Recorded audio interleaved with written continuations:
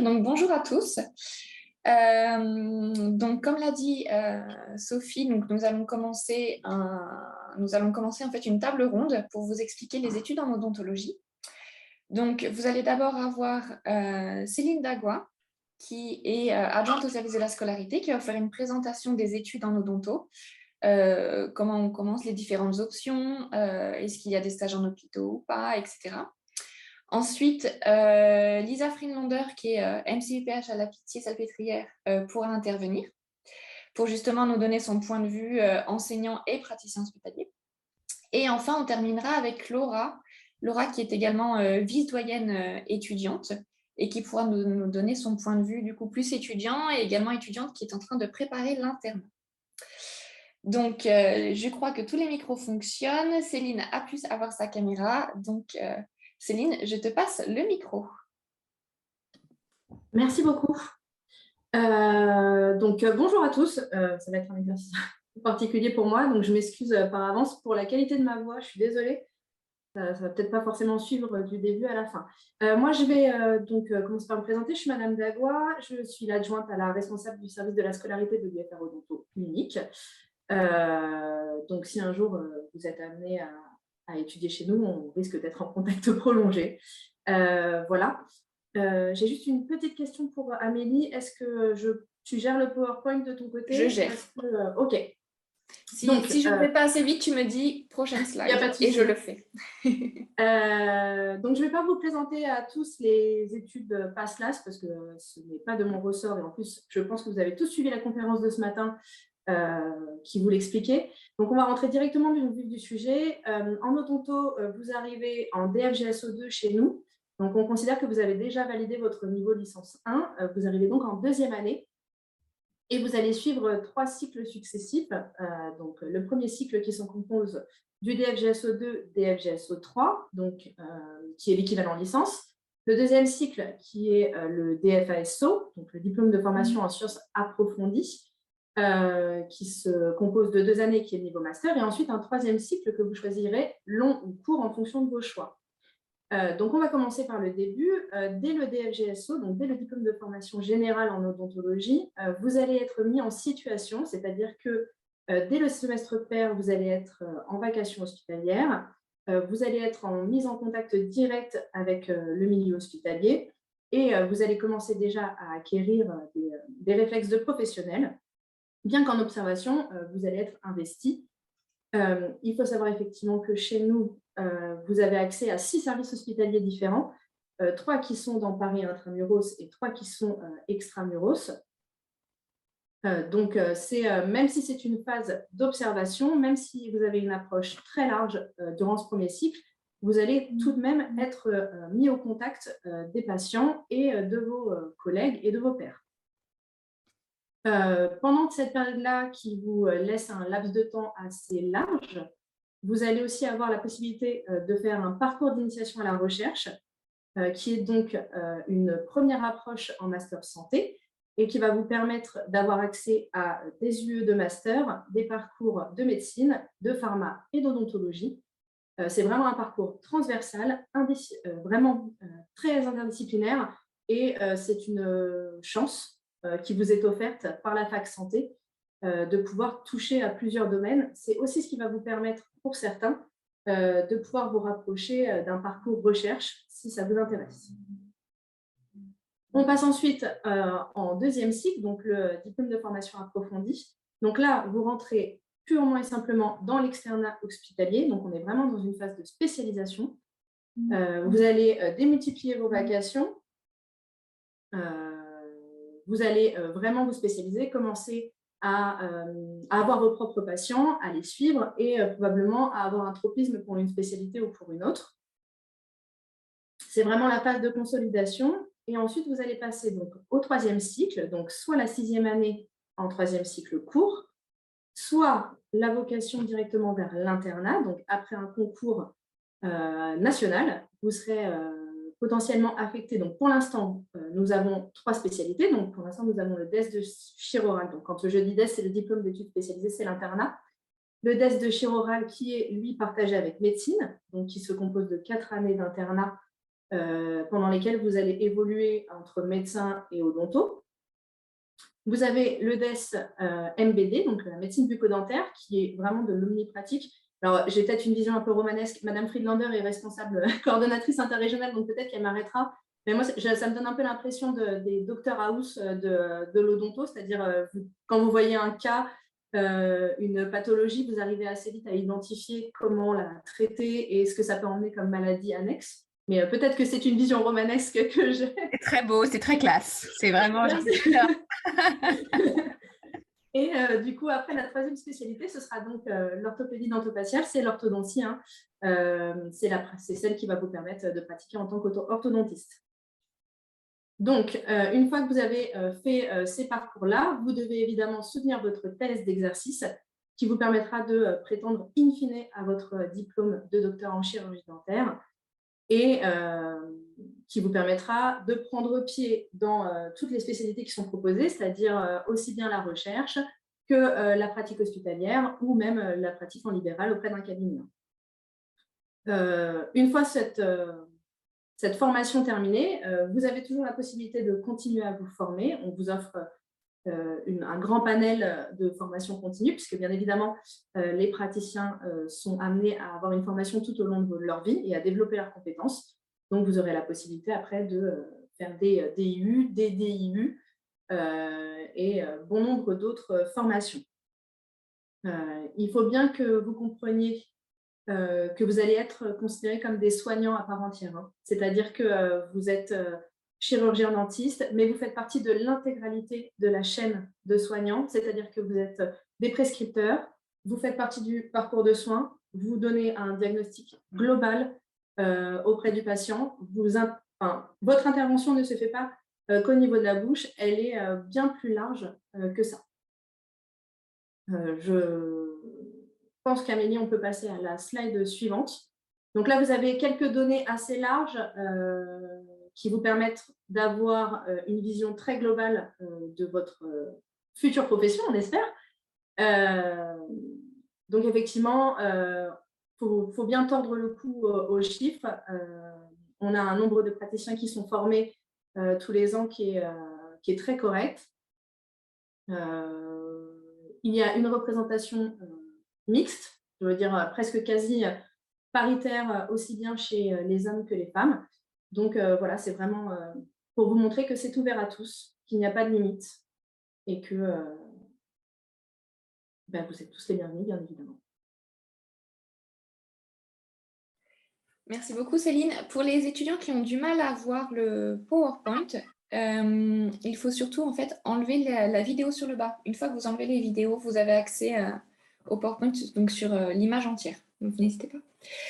Merci beaucoup, Céline. On passe maintenant la parole à Lisa Friedlander. Bonjour à toutes et à tous. Donc, je suis Lisa Friedlander. Certains me connaissent. Je raconte un peu toujours les mêmes trucs, mais avec enthousiasme. Donc, j'espère que ça vous convaincra. En plus, on ne vous fait pas la vente de nos études, bien évidemment, mais on essaie de vous montrer tous les aspects de ce métier et de cette formation. Les études de chirurgie dentaire, elles ont beaucoup changé. Elles sont maintenant très inclusives dans la clinique, l'hospitalier. Vous êtes très, très vite dans le bain du soin pour que vos connaissances théoriques, celles qu'on essaye de vous apprendre sur ce qui doit être su, comme dans tous les métiers, collent le plus possible au terrain et au réel.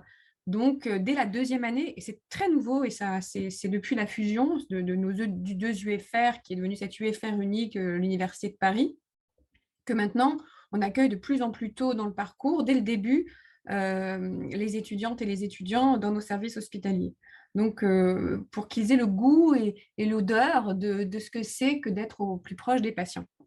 Donc, comme je le raconte souvent de manière anecdotique, moi, je n'avais pas très envie d'être dentiste à la base, j'avais envie d'être médecin et je faisais une dichotomie très, très forte entre ces deux métiers, ce qui est faux parce qu'à la fin, on soigne toujours des personnes. Voilà. Et il a été compliqué pour moi d'aimer ce métier au début parce que je le trouvais très, très technique, très manuel. Je ne comprenais pas bien ce qu'on me demandait. Ce n'était pas l'idée que je me faisais du grand médecin tel que je l'avais vu. Et le jour où j'ai rencontré un patient, et Amélie connaît cette histoire par cœur maintenant, parce qu'elle l'a beaucoup entendue, et le jour où en 4e année, à l'époque c'était en 4e année qu'on avait nos premières rencontres avec les patients, aujourd'hui c'est plus tôt et fort heureusement parce que ça permet tout de suite de voir ce que c'est que le métier. Dès que j'ai rencontré des patients et que je pouvais voir le service qu'on pouvait leur rendre dans leur corps, dans leur vie quotidienne, dans leur humanité, dans leur intégrité, ça a été comme une révélation. Et plus jamais je n'ai eu ce goût amer de ne pas être ce médecin que je me considérais être aujourd'hui à part entière. Voilà. Et je ne suis pas moins médecin qu'un médecin qui s'occuperait que de la peau ou que du cœur ou que autre chose. Et quand on sait à quel point une santé orale qui va mal a de conséquences sur d'abord la santé générale des personnes, des patients, mais aussi leur vie quotidienne, leur qualité de vie, leur intégration sociale. Voilà, je me sens soignante à 100%. Alors, il y a plein de manières, vous ne le savez pas encore et on essaye de vous le dire un peu dans cette journée. Il y a 1000 manières de faire ce métier. Je dis 1000, ça paraît fou, mais c'est vrai. Il y a des tas de manières de faire ce métier. On vous apprend à la fin de ce cycle court de 6e année d'avoir quelques rudiments de ce métier. Et après, il y a cet internat de 3 ans pour l'orthopédie dentofaciale et la médecine bucco-dentaire qui est ma spécialité, et de 4 ans pour la chirurgie orale que j'encourage parce que ce sont des années formidables où on est un peu payé d'une part et en plus on apprend beaucoup mieux ce métier. Après, on peut se former autrement et ça, il y a 1000 manières de le faire. Et donc, il y a plein de manières de faire ce métier. Et il n'y en a pas une qui est mieux que l'autre. Et tout le but dans la vie, je crois, de chaque être humain, c'est de trouver sa place. Et donc, il y a plein de choses qu'on peut faire. On peut être, comme 95% de nos confrères, en cabinet, en structure libérale ou dans un centre, et avoir cette activité voilà, de ville, entre guillemets, qui est extrêmement riche. Et qu'on soit dans un endroit très urbain, ou en périurbain, ou à la campagne, c'est très différent, comme les médecins, et c'est très riche. On voit beaucoup de choses différentes, et il faut être tout terrain, et c'est super chouette. On peut décider qu'on n'a pas envie d'être dans un cabinet libéral parce qu'on n'a pas envie d'avoir des contingences de petites entreprises, ce que j'ai vécu moi. Voilà, je n'avais pas très envie de ça, en tout cas pas toute la vie. Et donc, on peut se mettre maintenant dans des maisons de santé, dans des centres où on partage, où on est salarié. On peut décider que notre vie, c'est l'hôpital, donc on peut travailler à l'hôpital. On peut décider que notre vie, c'est un petit peu l'hôpital et un peu le cabinet. On peut aussi. On peut décider que notre vie, c'est un peu l'hôpital, un peu le cabinet, puis la recherche. Alors la recherche, pour vous, ça ne veut pas dire grand-chose, mais les sciences, que ce soit des sciences dures, de la biologie cellulaire, moléculaire, des biomatériaux, que ce soit des sciences mathématiques, moi je fais des biostatistiques, de l'épidémiologie, tout ça dans le domaine bien sûr de la santé, et qui rejoignent toutes ces spécialités très souvent notre activité clinique. On peut décider qu'on a envie de faire de l'industrie, d'être dans des groupes voilà, qui travaillent sur des dispositifs médicaux. Voilà, donc il y a des tas de manières de faire ce métier, et il y a une place pour tous. Donc, ça, c'est très important. Et puis, j'entends beaucoup les jeunes, parce qu'on fait des TP, au début, il y a des travaux pratiques dans les deuxième, troisième année, 4e année aussi d'ailleurs. Et là, cette semaine, il y a un garçon qui m'a rappelé moi. Et on a fait un travaux pratique et il fallait faire un exercice de dextérité voilà, pour fraiser un petit bout comme du plâtre. Et au bout de 3 heures, il galérait, il transpirait. Et c'était moi, ce garçon, qui me disait « Je suis maladroite » parce que moi, on m'a toujours dit chez moi que j'étais maladroite et que je faisais tomber tous les verres d'eau. Et en fait, c'est n'importe quoi, tout ça. On n'est pas maladroit. On n'a pas bien compris ce qu'on doit faire et on ne bouge pas encore son corps comme il faut. Et il me disait « Je suis nulle, j'y arriverai jamais, je suis maladroit. » Le TP, c'est fini. Il pensait qu'il allait partir, et bien non, il est resté avec Lisa. Et on est resté pendant 3 heures ensemble. Et en fait, on s'est rendu compte qu'il ne tenait pas bien son truc, qu'il n'était pas bien assis, qu'il était un peu tendu. Et au bout de 3 heures, après, en fait, il était tout à fait différent du garçon qui est rentré dans cette salle. Et tout d'un coup, j'espère, enfin, peut-être me la joue, mais il avait retrouvé un peu de confiance. Et en fait, à la fin, le geste était, il avait hyper bien compris le geste qu'il devait faire. Et à la fin, le geste était beaucoup plus joli et beaucoup plus harmonieux qu'au début. Donc, personne n'est maladroit. Euh, voilà, il y a de la place pour tout le monde. Il y a de la place pour les gens qui n'ont pas une grande mobilité. Il y a de la place pour des gens qui sont dyslexiques. Il y a de la place pour des gens qui sont dysorthographiques. Il y a de la place pour des gens qui n'entendent pas bien. Il y a de la place. J'avais une collègue à la fac qui était sourde, qui est une excellente praticienne. Moi, je vois rien, et pourtant, je crois que je m'en sors pas mal. Enfin, pas toujours, mais j'essaye. Personne n'est maladroit, en fait. Tout n'est qu'une question de travail, bien sûr, et de comprendre bien et d'avoir un but dans la tête qui va voilà, comme dans les mains, comme on jouerait du piano, ou comme on dessinerait, ou voilà. Il n'y a pas de gens particulièrement doués ou particulièrement nuls. Et ça, c'est des idées reçues dont il faut vraiment se passer. Mais voilà ce que je voulais dire. Est-ce que la dernière fois qu'on a fait une sorte de webinaire comme ça, des gens me demandaient est-ce que c'est plus facile que faire médecine, est-ce que c'est moins long et plus facile, et est-ce qu'on gagne plus d'argent que faire médecine? Alors, bon, toutes les questions financières, ce pas des questions qui m'intéressent beaucoup, mais il n'y a aucun angoisse à avoir sur le métier de dentiste. Il y en a très peu qui ne mangent pas à leur faim. Et est-ce que c'est moins dur que médecine? Ben non. À partir du moment où on a la responsabilité d'un patient, aujourd'hui, avec une patientèle qui vieillit, qui est très exigeante, qui connaît beaucoup plus de choses qu'il y a quelques années, c'est un métier difficile et pas plus facile que médecin, bien évidemment. Et on est les médecins. Il y a des pays où ils disent même pas dentiste, où ils disent médecin de la bouche. Enfin, voilà. Et nous, on dit médecine bucco-dentaire maintenant. À la Pitié, on n'est plus un service d'odontologie, on est le service de médecine bucco-dentaire. Donc, c'est pour vous dire à quel point on est intégré dans cette communauté médicale. Euh, voilà, à notre manière. On travaille, nous, à l'hôpital, moi, je travaille sur des populations très spécifiques, qui ont des maladies rares, qui ont des problèmes de santé. Mes interlocuteurs, toute la journée, c'est voilà, des médecins internes, des cardiologues, des hématos, des orthopédistes. J'ai une consultation dédiée avec que des orthopédistes et des généticiens sur des maladies voilà, complexes génétiques, où il y a une part orale souvent très importante et peu connue, avec des patients pas très bien pris en charge. Très difficile de s'ennuyer dans ce métier. Donc, il y a 1000 choses à faire, et chacun invente sa manière de faire. Voilà, j'espère que j'ai un peu répondu. C'est parfait, Lisa, comme d'habitude. Mais je suis Est-ce que tu peux juste Ouais. nous expliquer un petit peu ta carrière professionnelle? Une fois que tu es sortie des études, tu es Alors, d'abord allée en cabinet ou d'abord à l'hôpital? quand j'ai fini mes études, je les ai finies avec déjà un Master 1, parce que j'avais fait le Master 1 pendant ma 6e année. À l'époque, c'était comme ça, on peut encore le faire. Ça s'appelait pas exactement Master 1, mais enfin, c'était l'équivalent d'un Master 1 aujourd'hui. Et moi, je savais que je voulais aller à l'hôpital et que je voulais faire une carrière hospitalo-universitaire, parce que c'était atavique chez moi, c'est une sorte de conditionnement familial, on va dire. Et puis, je voulais être à l'hôpital, c'était mon engagement public, politique, civique. Voilà. Et après, chacun. Mais je savais qu'il fallait que j'apprenne un peu la vie au cabinet, parce que c'est quand même là qu'on apprend vraiment très, très bien, quand même très bien son métier, et puis dans la solitude un peu, et voilà, chaque chose qu'on fait, il faut l'assumer parfaitement. Donc, quand je suis sortie de ma 6e année, j'ai été tout de suite praticien attaché. J'avais des vacations à la Pitié-Salpêtrière, où je suis toujours.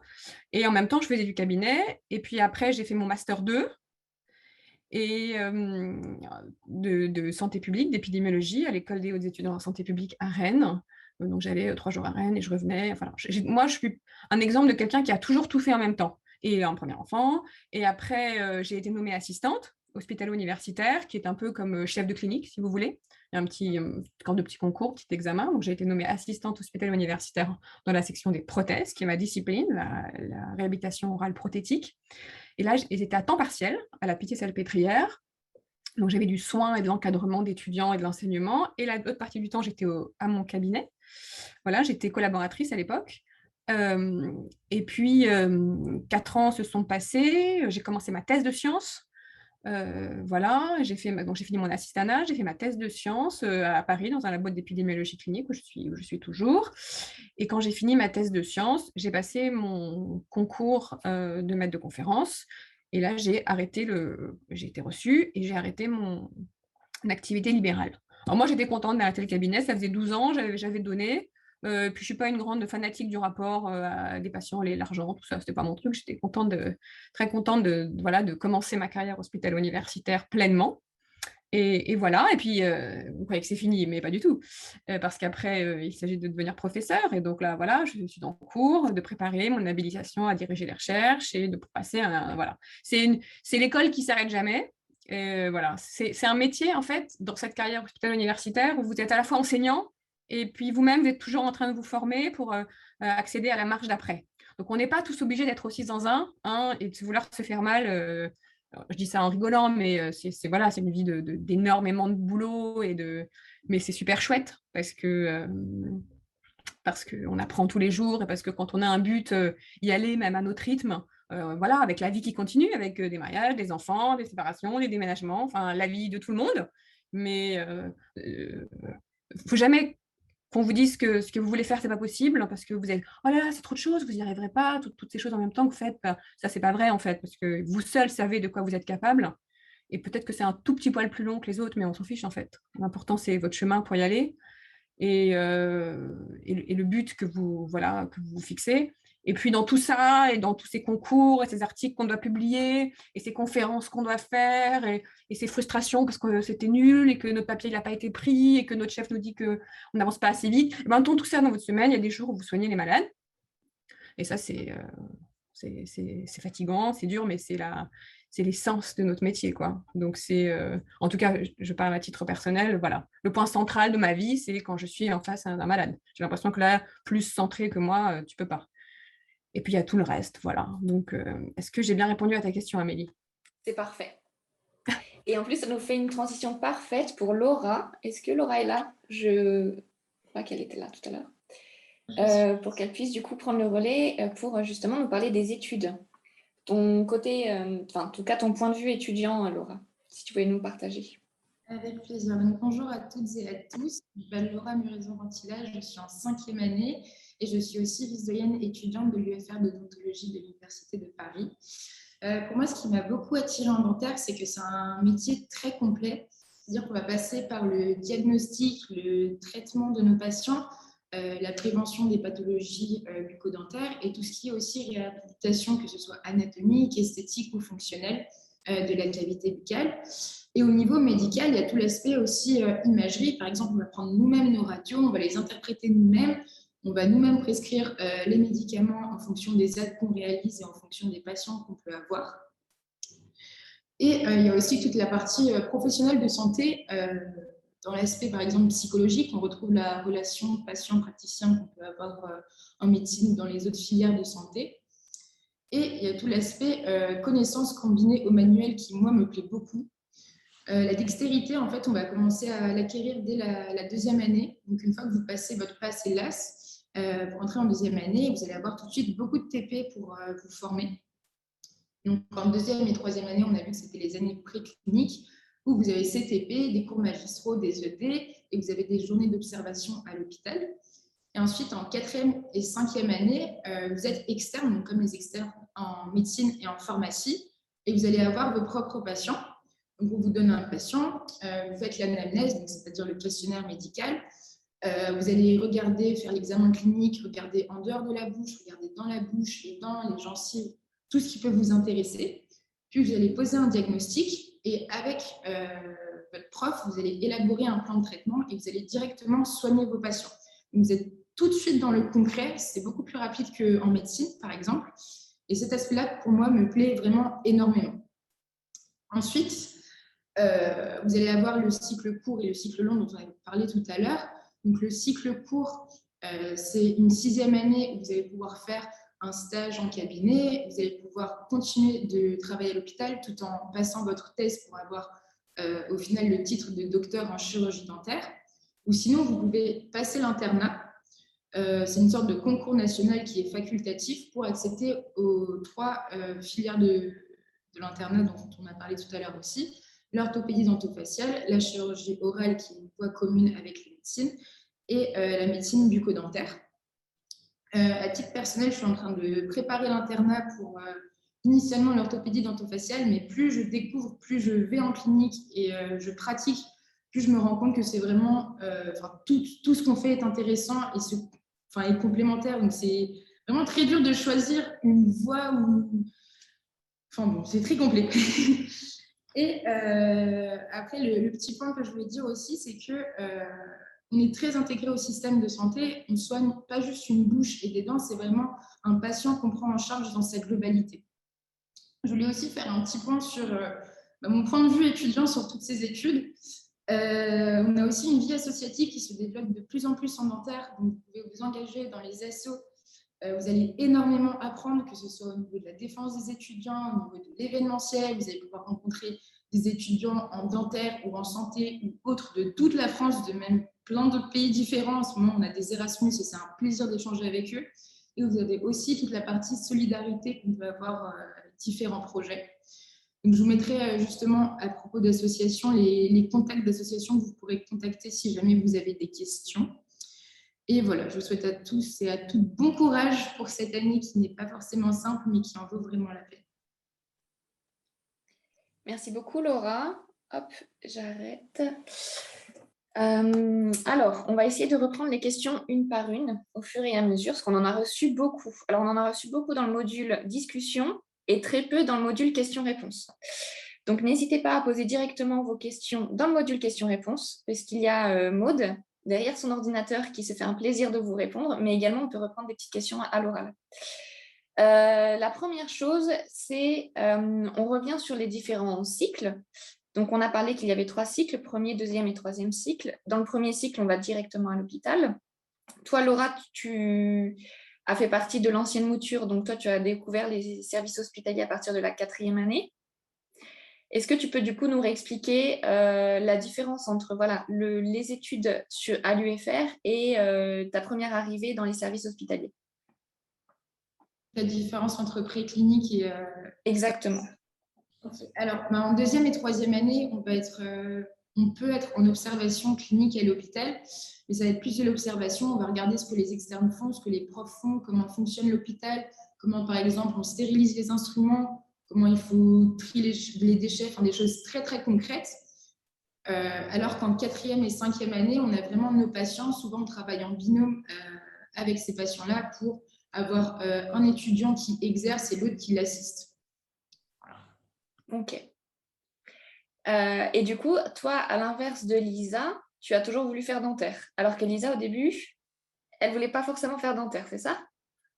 Alors moi, pour la petite anecdote, je pense que j'ai voulu faire dentaire à partir du CM2 où je suis allée voir l'orthodontiste, il m'a posé mon appareil et je ne sais pas pourquoi. C'était le coup de foudre pour la J'ai voulu faire de la santé et là, c'était vraiment le mélange d'un peu tout ce qui me plaisait, le fait d'avoir l'aspect manuel, le fait d'être en santé, le fait d'aider les gens, d'avoir toute la partie connaissance et aussi très spécifique en dentaire qui m'a beaucoup plu et qui m'attire. Ok. Et Lisa, qu'est-ce qui a été du coup, toi, ta révélation? Puisque vu que tu voulais faire médecine, que tu es arrivée en dentaire. La révélation, et je pense que c'est un bon mot, en fait, ça fait un peu illuminer du bulbe, mais la révélation, c'était que je ne connaissais pas et que je pense que la population en général sous-estime le handicap oral, ce que c'est que d'être édenté, d'avoir une dysmorphie au niveau des dents ou du visage, le fait de ne pas avoir de dents. Et c'est un handicap qui est bien plus qu'un problème technique et précis dans la bouche, c'est quelque chose qui impute toute la vie des personnes. Et je me souviens en quatrième année, avec mes petites mains maladroites et ma peur de faire mal, les premiers petits soins que j'avais faits, une dame m'avait dit, je me suis remis du rouge à lèvres, ça faisait 20 ans que j'en avais pas mis.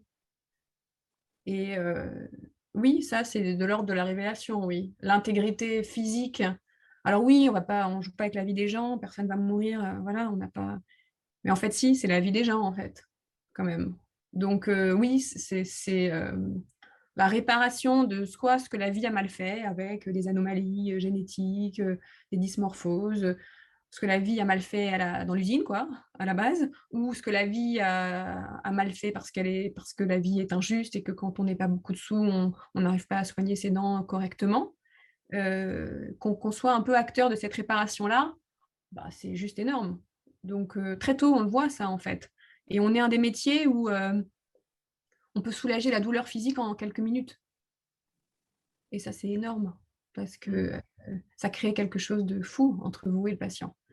Donc ça va très vite, en fait. Et ça, dès la 4e année, un monsieur ou une dame arrive défiguré de douleur, car qui a eu déjà mal aux dents sait à quel point c'est fou. Et tout d'un coup, on l'anesthésie, on fait le soin et c'est terminé. Et il repart avec sa figure de vrai humain. Donc, voilà, on a très vite ça dans les études comme satisfaction, et c'est plus qu'une satisfaction, c'est une très grande joie. Ok. Non, ça, c'est une vraie révélation, franchement. Pour le coup, ouais. Oui. Est-ce que vous pouvez nous expliquer? Alors, il y avait un étudiant qui a demandé une journée type, sauf que je pense qu'une journée type, c'est pas forcément révélateur. Je pense que c'est plus une semaine type qui correspond un peu mieux. Est-ce que vous pouvez nous l'expliquer? Donc, d'un point de vue d'abord étudiant avec Laura et après d'un point de vue enseignant avec Lisa. Alors, je vais faire abstraction de toutes mes activités associatives et les réunions que je peux avoir, sinon ça va vraiment pas être représentatif. Donc moi, le lundi, j'ai cours toute la journée, en présentiel encore, donc ça c'est cool.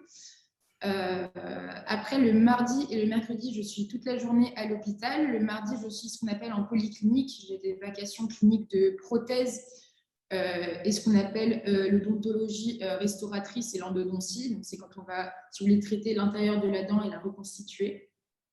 Et le mercredi, j'ai soit mes vacations d'urgence à la Pitié-Salpêtrière, où on va gérer tout ce qui est urgence bucco-dentaire, soit j'ai des vacations de chirurgie. Donc là, ça passe un peu tout. On a le moment où on va enlever des dents. On va aussi observer des internes ou des profs, par exemple, en consultation de dermatologie buccale. C'est super intéressant. Et on a aussi des vacations, ce qu'on appelle de pédodontie. Donc ça, c'est avec les enfants. Donc on va soigner des petits-enfants, etc. Et c'est très intéressant. Ça change complètement de l'abord du soin qu'on peut avoir avec des adultes. Donc ça, c'est pour le mardi et le mercredi. Et ensuite, le jeudi et le vendredi, j'ai des TD ou des TP à la fac. Voilà. Alors, les TP, c'est de la simulation. Donc, tu peux juste nous expliquer un peu comment ça se passe? Alors, j'en ai moins cette année parce que je suis en 5e année et que j'ai bientôt fini. Mais pour les 2e et 3e années, on a des espèces de mannequins avec des fausses mâchoires. On va s'exercer sur les dents en vraie position comme si c'était un patient, en fait. Donc, il y a tout, il y a la lumière, les turbines, les fraises qui tournent, etc.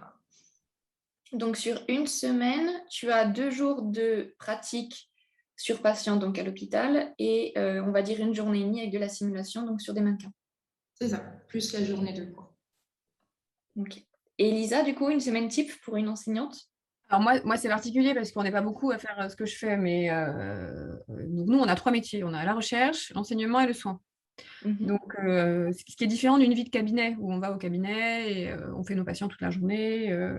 Donc, c'est assez différent. Mais si vous voulez, ma semaine à moi, le lundi, je suis au labo, voilà, où je gère mes projets de recherche, des masters, des étudiants en master, étudiants en thèse. Le mardi, je suis à Necker en consultation génétique, orthopédie, jusqu'à 15 heures. Et après, je suis au labo. Le mercredi, je suis à la Pitié-Salpêtrière en encadrement de mes étudiants et toutes les 5 minutes, j'ai une urgence de mes patients. Donc, je fais 200 km dans la journée dans le service et j'encadre les étudiants de 4e, 5e année, 6e année, les internes. Le jeudi, je suis en soins toute la journée. Le vendredi, je suis en soins toute la journée. J'ai une garde de nuit toutes les 3 semaines. Et le week-end et le soir, j'essaie d'être une mère qui s'occupe de ses enfants. Et par ailleurs, j'ai 270 000 trucs à faire entre voilà, la recherche, les papiers, les projets, l'administratif, les patients, etc. Les mails, les trucs. Donc, ça ne s'arrête jamais. Mais bon, c'est chouette. Voilà. Mais une vie de cabinet n'est ni plus fatigante ni moins fatigante. Elle est autrement, voilà. Être toute la journée au cabinet, à enchaîner les patients, c'est dur, c'est fatigant. Voilà. Nous, dans cet exercice plural, on a beaucoup de choses différentes, on a beaucoup de trucs différents. On se fait jamais, voilà, on s'ennuie jamais. C'est jamais répétitif, voilà. Après, travailler à l'hôpital, vous connaissez tous les problèmes de l'hôpital public avec sa fatigue et son usure. Donc voilà, c'est des choix de vie. mais il n'y a pas de mauvais choix. Voilà. Une petite question du coup, parce qu'en effet, par exemple, Laura passe 2 jours par semaine à l'hôpital. Est-ce que tu reçois un salaire du coup, Laura, pour tes vacations? Alors, j'ai vu la question passer, il y a une revalorisation des salaires des étudiants en santé. Donc maintenant, si je ne dis pas de bêtises, en quatrième année, c'est quelque chose comme 210 euros, cinquième 240 et sixième, je me demande si ce n'est pas 300 et quelques. Et après, il y a aussi un salaire perçu par les internes, mais là, j'avoue que je ne connais pas trop, donc j'ai pas envie de m'avancer. C'est pas un salaire, hein, c'est pas vraiment considéré comme un salaire, c'est un défraiement. Hein, parce que 200 balles par mois, ça vous paye vos tickets, même pas vos tickets de métro et un sandwich par jour, quoi. Donc, ça vous donne un statut, en tout cas, avec l'assurance et la sécu qui en découle. Vous voyez ce que je veux dire? C'est plus pour ça, en fait, que ça existe, plus que pour une rémunération réelle. En revanche, l'interne, qui est entre 1005, 1006, 1007, en fonction de ses années d'internat, net par mois, bon, là, on peut plus parler d'un début de salaire, quand même, quand on est jeune, qui est... Voilà. Deuxième, troisième, quatrième, cinquième, sixième année, 200 balles. On ne peut pas vraiment dire que c'est un salaire, mais ça permet, à partir du moment où on vous paye un peu, de faire la sécu, machin, l'assurance, enfin, tout. Mais ça veut dire surtout que vous avez très vite 2 casquettes, une casquette universitaire et une casquette hospitalière. Donc avec les droits et les devoirs qui vont avec chaque casquette. Certes. Les possibilités à l'international. Nous avons des Erasmus en ce moment. Tu en as parlé tout à l'heure, Laura. Est-ce que tu peux nous en dire un peu plus? Et je pense que Céline peut également nous parler aussi des possibilités d'aller faire un semestre à l'étranger. Alors, on a accueilli 4 étudiants, si je ne dis pas de bêtises, cette semaine. Il y en a une de Belgique, 2 d'Italie, un d'Espagne. Il y en a 2 qui vont arriver d'Allemagne, Oslo, un peu partout. Et là, on leur a présenté la fac et les services hospitaliers. Et c'est des 6e années. Donc, en fait, si vous voulez, ils vont pratiquer comme les 6e années qui viennent de Paris. Ils vont avoir leurs patients aussi, ils vont travailler en binôme. Et ça va être super parce qu'on va pouvoir échanger avec eux, savoir comment ça se passe chez eux. Eux, ils apprennent comment ça se passe chez nous. Et il y a certaines techniques, j'ai appris qu'ils faisaient différemment. Donc, voilà, c'est super intéressant d'en savoir un peu plus. Et du coup, Céline, si tu es toujours là, un étudiant chez nous peut également partir en Erasmus pendant un semestre, au 2e semestre de la dernière année. Alors oui, tout à fait. Hein. L'Erasmus, par contre, il est ouvert vraiment à partir de la 6e année. Donc, vous êtes vraiment sur un niveau d'études, vous êtes au bout de votre formation. Vous êtes donc complètement autonome. Alors, c'est sûr que sur les 2 dernières années, on ne va pas se mentir, on va exploser les quotas étudiants Erasmus entrants, étudiants Erasmus sortants. Mais je sais que ça a beaucoup de succès et en plus, vu qu'on est bien organisé, on vous permet quand même de vous dispenser d'un certain nombre de choses qui vous permettent de partir vraiment l'esprit léger. C'est-à-dire que ce n'est pas un handicap de partir en Erasmus, c'est vraiment un avantage. Il faut vraiment le prendre comme ça. Voilà. Je ne sais pas si je l'exprime bien, mais voilà. Non, c'est très bien. Si on revient un petit peu sur la simulation, on a une question pour ça, si les mannequins réagissent lorsqu'il y a un raté. Pas les nôtres, hein, hélas. Mais pas les nôtres, parce qu'on n'est pas au top du top de la technologie de la simulation.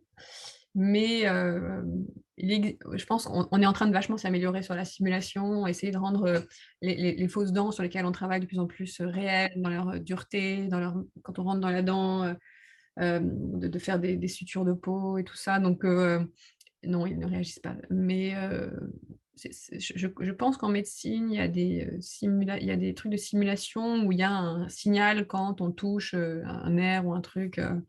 Donc, à l'instant T, non. Mais vu les progrès qu'il y a dans cette thématique, c'est pas impossible que oui. Enfin, il réagira, après vous suffira de l'éteindre, hein, ça sera fini. Mais, mais il y a beaucoup d'efforts, en tout cas à l'Université de Paris et notre UFR, sur l'amélioration de la pédagogie, et la simulation est un axe majeur de cette pédagogie, effectivement. Et en effet, pour compléter ça, il y a également beaucoup d'appels à projets pour développer la simulation en odonto. Absolument. Et avec l'acquisition de simulateurs haptiques, donc sur lesquels en fait on arrive à sentir vraiment le geste, comme si c'était sur un vrai patient. Donc, en effet, il y a des progrès à faire, mais il y a également des appels à projets en cours qui nous permettraient d'avoir des simulateurs, j'allais dire, vraiment à la pointe de la technologie bientôt. Je reprends encore les petites questions au fur et à mesure. Alors, donc beaucoup de questions sur le pass LLAS, sur lequel malheureusement nous ne pouvons pas répondre puisqu'il y a eu la conférence ce matin. Donc surtout, n'hésitez pas à regarder la conférence qui s'est passée ce matin pour avoir plus de réponses. Après, on a également eu une autre question qui va peut-être plus concerner Céline, mais c'est par rapport aux différents handicaps de chacun, pour avoir des tiers-temps, etc. Comment ça se passe exactement? Alors oui, les tiers-temps chez nous, ils sont très bien encadrés. Alors, le tiers-temps, c'est très simple. Ça vous permet d'avoir un aménagement de vos études. Alors, ça peut aller aussi bien de l'enseignement dirigé, le travaux pratiques, les examens, bien évidemment, et parfois le stage hospitalier dans la mesure où c'est faisable avec la structure qui vous accueille. Et les dossiers tiers-temps, donc, ils sont déposés par les étudiants. Hein, c'est vous qui faites la démarche de vous signaler en tant que tiers-temps. Et vous faites cette démarche auprès du SUS, donc du service interuniversitaire de médecine préventive. Et c'est eux ensuite qui nous contactent et qui nous informent des modalités d'organisation de votre tiers-temps. Alors, c'est automatique, on va dire, pour les examens. C'est, entre guillemets, non discutable. Une fois qu'on nous a imposé le tiers-temps, on ne peut rien faire. Par contre, c'est plus sur l'organisation en stage clinique ou dans le cadre des travaux pratiques que ça doit être soumis quand même à l'enseignant ou au cadre hospitalier pour que lui puisse donner son aval sur la faisabilité du tiers-temps. Mais en règle générale, c'est quand même très largement suivi, on ne va pas se mentir.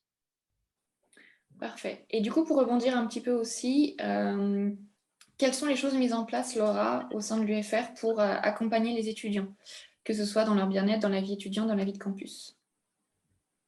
Alors, on a plusieurs associations sur l'UFR d'odontologie de Paris. On a la COUP, qui est la Corporation Odontologie Universitaire de Paris. Si vous voulez, c'est un peu la corpo qui gère tout, entre guillemets, dans le sens que c'est elle qui va faire les événements principaux, les soirées, mais surtout, elle va permettre d'acheter le matériel, parce que acheter en groupe, ça fera des réductions. Et il y a tout le système de Ronéo. Je ne sais pas si vous êtes familier avec ça. En fait, si vous voulez, il y a une personne qui va en cours et qui tape le cours pour le reste de la promo. Et ensuite, je vois le docteur derrière.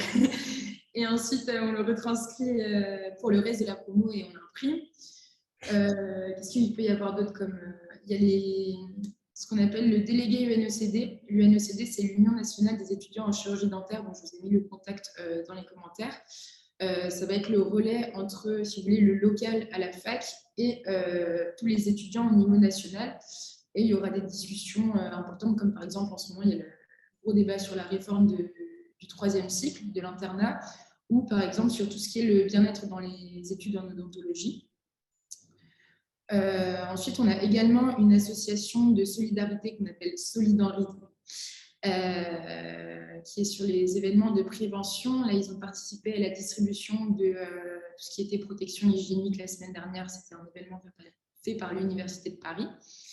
Et on a aussi des pom-poms et on a aussi la fanfare. Et il me semble que c'est la seule fanfare dentaire de France. Donc, voilà. Et qui a toujours beaucoup de succès en plus. Qui a beaucoup de succès. Est-ce qu'on peut renommer encore aussi les hôpitaux dans lesquels on a accès? Donc, on avait 6 hôpitaux, 3 intramuros, 3 extramuros, comme avait dit Céline. Lesquels? Alors, il y a la Petite-Salpêtrière, l'hôpital Rothschild, l'hôpital Charlefoy, l'hôpital Louis Mourier, l'hôpital Henri Mondor.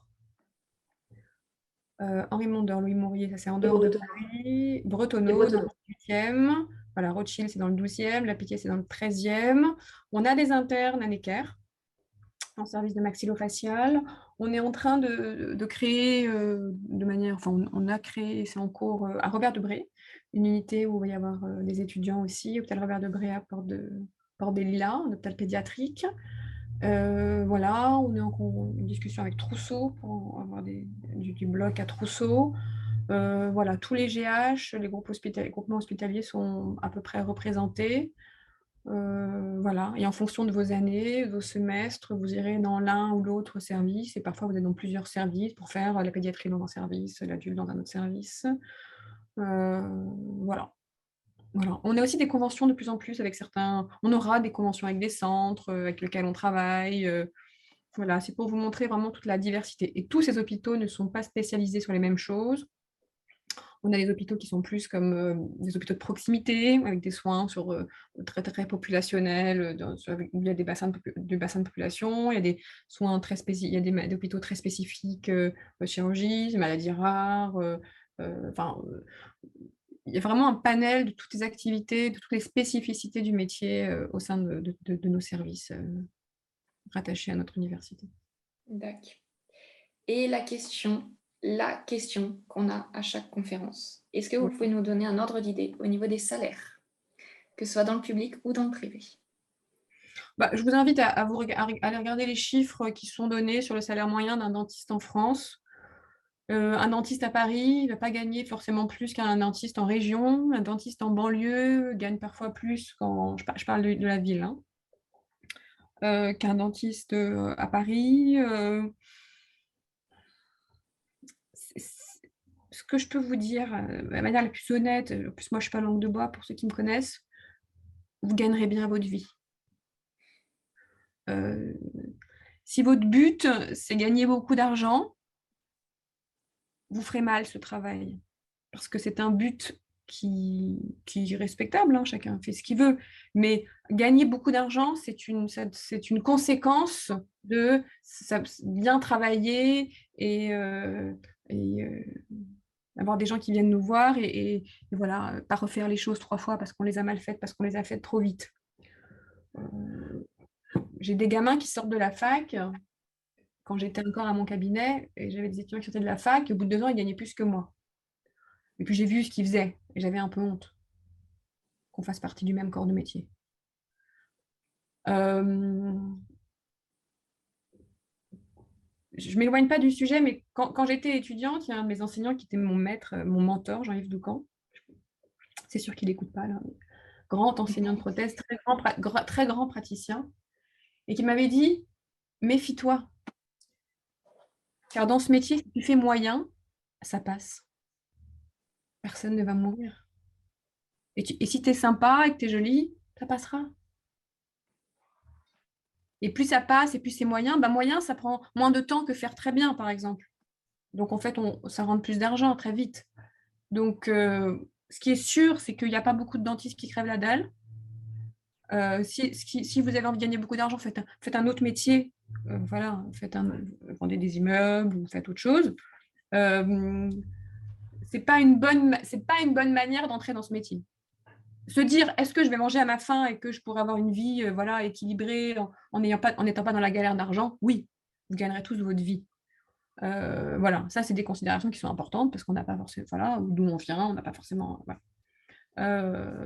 Est-ce qu'à l'hôpital, dans une vie hospitalière, on gagne plutôt moins qu'en ville? Oui, plutôt moins.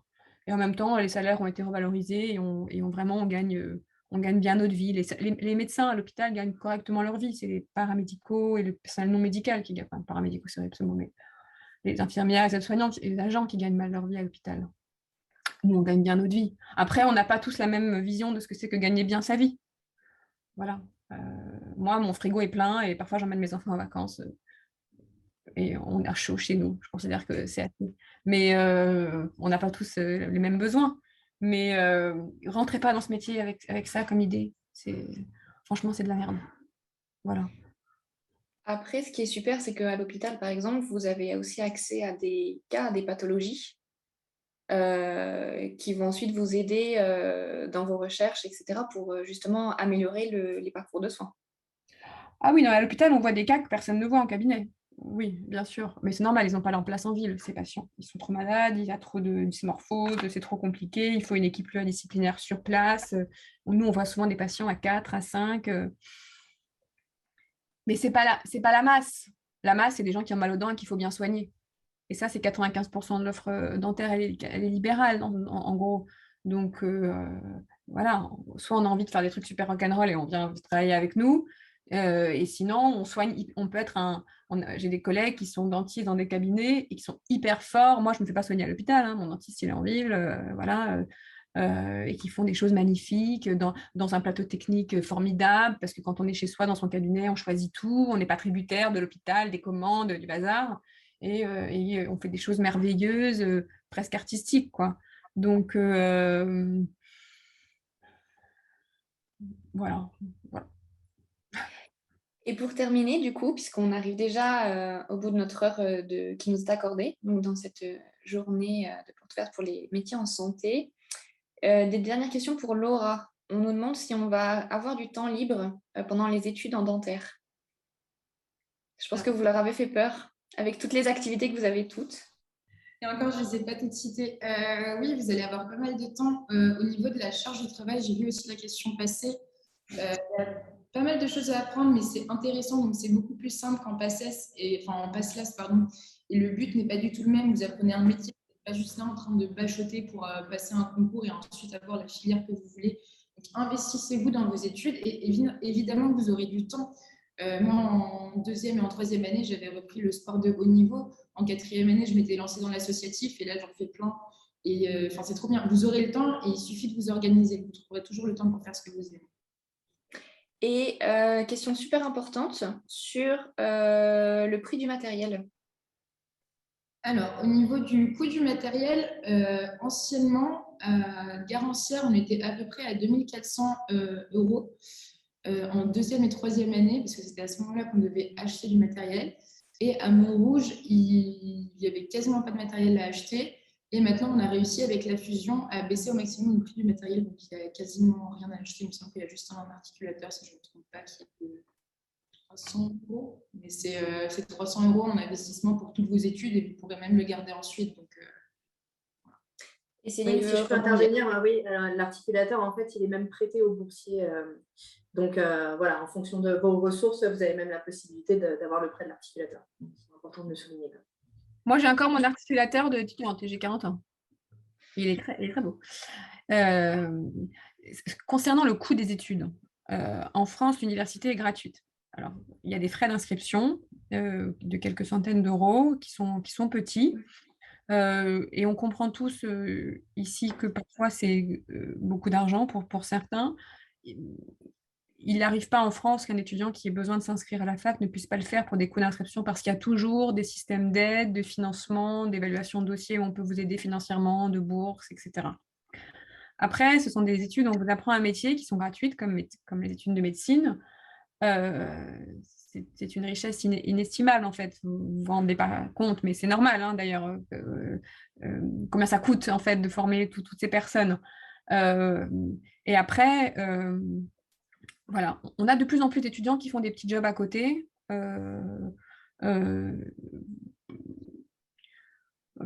Le soir, les week-ends, et tout le monde sait se montrer très compréhensif avec les gens qui sont pas aidés par papa, maman et qui ont besoin de bosser pour manger. Il y a le Crous, il y a des repas qui sont à très bas prix, qu'on peut avoir, qui sont hyper OK. C'est très enfin, Céline, tu es d'accord, c'est très inclusif, c'est très démocrate, c'est vive la France, quoi. Vraiment. Jusqu'à il n'y a pas longtemps, on avait un dispositif à Montrouge qui permettait d'obtenir une carte multisérie et d'adapter son emploi du temps en fonction du travail, si on était sur un horaire de TP ou de D et qu'on n'était pas disponible. Donc effectivement, je pense qu'on n'est pas l'UFR le plus restrictif. Non. Exactement. Et pour terminer, en plus de ça, au sein de l'UFR d'odontologie, on a également le bureau interface professeur-étudiant qui est là à votre écoute, que ce soit parce que vous avez une baisse de morale ou parce que voilà, vous avez besoin d'avoir un job à côté ou quoi que ce soit. On fait vraiment le maximum pour être auprès des étudiants et que vous soyez accompagnés. Voilà, comme on l'a dit tout à l'heure, si vous avez un handicap, que vous soyez accompagné dans la gestion de ce handicap, si vous avez besoin d'un boulot qu'on voit pour adapter votre emploi du temps, etc. Donc, vous êtes toujours accompagné, que ce soit par les enseignants, l'équipe administrative et également l'équipe étudiante. Si je peux rajouter un truc, je crois pouvoir dire sans me tromper qu'on est extrêmement proche de nos étudiants. Et que on est même très maternant. Voilà. On a un doyen qui est extraordinaire et qui est on ne peut plus accessible. Non, mais c'est vrai. On est des gens normaux, avec qui on a des rapports normaux avec les autres. On vous considère très vite comme nos confrères et on essaye d'avoir des rapports horizontaux, sans mauvais jeu de mots, en vous traitant bien et en étant très proches. Et dans les services, on vous materne et on vous... voilà. On a eu des expériences qui nous ont marquées sur du mal-être étudiant, qui ont pu avoir des conséquences catastrophiques. Et on est marqué au fer rouge par ça. Et c'est fini, voilà, les études de santé où on maltraite les filles, où on soude l'engueule, les propos sexistes. Il n'y a pas de place pour ça chez nous, de façon exemplaire, vraiment.